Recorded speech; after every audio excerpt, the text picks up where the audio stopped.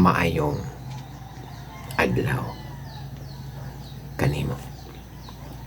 Ang mensahe karon nga imong madunggan, mensahe kini mahitungod sa ikapulo. Ang ikapulo kadaghanan sa mga gihimo sa Dios nga mga born again nakahibalo na niini or halos tanan nakahibalo niini. Ug kining ikapulo mauni ang giingon nga bahin sa Dios nga 10%. Pananglitan kung naa kay 10,000 nga kwarta, ang 1,000 pesos niya na mauna ang bahin sa Dios. Pangutana, kanang bahin sa Dios nga 10%, kang kinsa man na ihatag.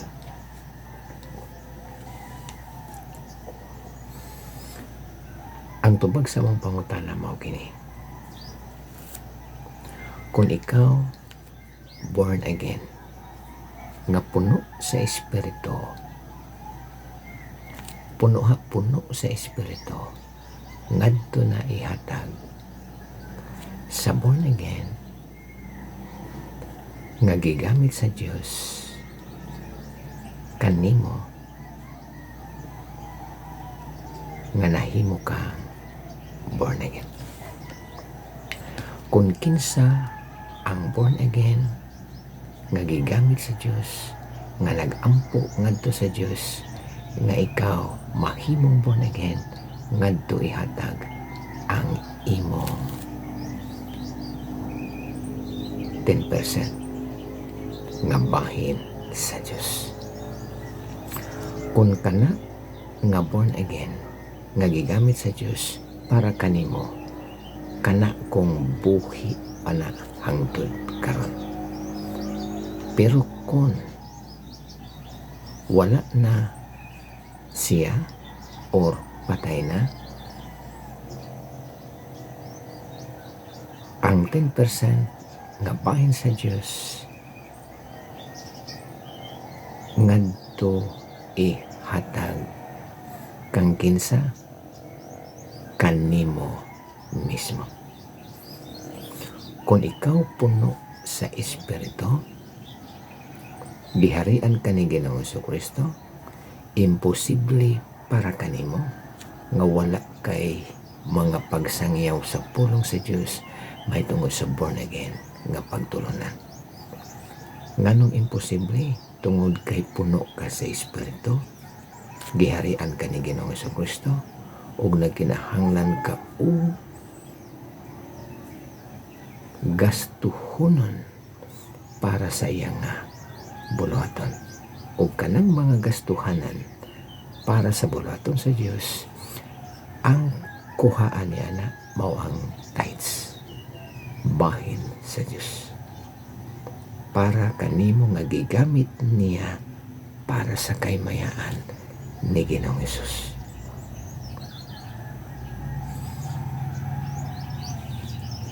Kung ikaw gihimo na sa balahan nga espiritu nga born again, puno ka sa iya nga espiritu, ang tithes nga naihatag kanimo mismo kung patay na ang gigamit sa Dios nga nahimo kang born again. Kay ngano nga na kanimo ihatag? Tungod kay ang naghari sa trono sa imo nga kinabuhi, si Ginoong Hesus, puno ka sa espiritu. Sa ato pa ang tithes, sure yun nga mugawas para sa buluhaton sa Diyos. Ang kaluwasan sa kalan, personal. Ang tithes, usam, personal. Si Ginoong Jesucristo gitawag na siya King of Kings and Lord of Lords. Kung siya ang naghari sa trono sa imo nga kinabuhi, puno ka sa iya nga espiritu nga na ang tithes ihatag kanimo. Pero kung buhi pa ang gigamit sa Dios nga tao nga nahimo kang born again, kung buhi pa, ikaw nga puno sa espiritu, maditikan na nimo nga klase nga born again kung nagpagamit pa ba na siya nga born again sa Dios hangtod karon. Kung wala na nagpagamit, ayaw ihatag didto ang imong tithes. Kaya ang tithes ang gawasan buluhato na sa Dios. Ilhanan nimo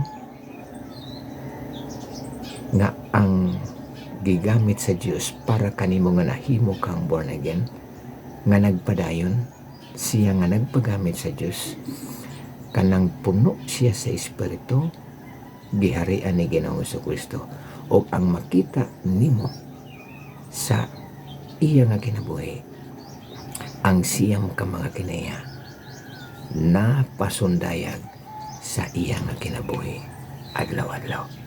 Kay giharian man siya ni Ginoong Jesucristo, puno siya sa espiritu, sa to pa deserve siya nga ang tithes nimo nga bahin sa Dios para gid kaniya. Kana kung buhi pa siya hangtod karon nga nagpabilin nga nakahibalo sa pagtulunan sa pagpapuno sa espiritu, ug ang iyang pagkanahibalo napasundaya gayud ang siyam ka mga kaniya nga bunga sa espiritu. Balik-balik ka lang sa pagpaminaw, ha, para masabdan gid nimo pag-ayo ang maong mensahe. Daghang salamat.